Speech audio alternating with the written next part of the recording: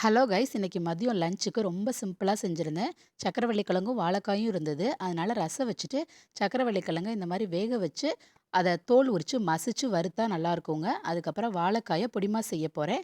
அதுக்கு ஃபஸ்ட்டு சக்கரவள்ளி கிழங்க இட்லி பாத்திரத்தில் வேக வச்சுருக்கேன். வாழைக்காயை 2 சைடு முனையை நல்லா கட் பண்ணிவிட்டு 2 துண்டாக நறுக்கி உப்பு போட்டு இந்த மாதிரி தண்ணியில் வேக வச்சுருக்கேன். நல்லா வெந்ததுக்கப்புறம் தோலை உரிச்சா நல்லா வந்துருங்க. அதுக்கப்புறம் நம்ம துருவுறதுல வச்சு நல்லா துருவிட்டு கொஞ்சம் வெங்காயம் இதெல்லாம் தாளிச்சு விட்டு மிளகாய் பொடி போட்டு நல்லா பொடி மாஸ் மாதிரி செஞ்சோம் அப்படின்னா வாழைக்காய் ரொம்ப நல்லாயிருக்கும் டிஃப்ரெண்ட்டாக. அதுக்கப்புறம் உருளைக்கிழங்கு மாதிரியே தான் செஞ்சுருக்கேன். சக்கரவள்ளி கிழங்கையும் நல்லா மசிச்சு விட்டு கொஞ்சமாக மட்டும் மிளகாத்தூள் போட்டிருக்கேன். அந்த ஸ்வீட் டேஸ்ட் அப்போ தான் நல்லாயிருக்கும். அப்புறம் பருப்பு ரசம்.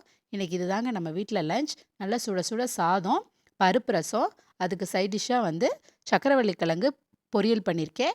அப்புறம் வாழைக்காய் பொடி மாஸ், கொஞ்சம் மோர். தேங்க்யூ.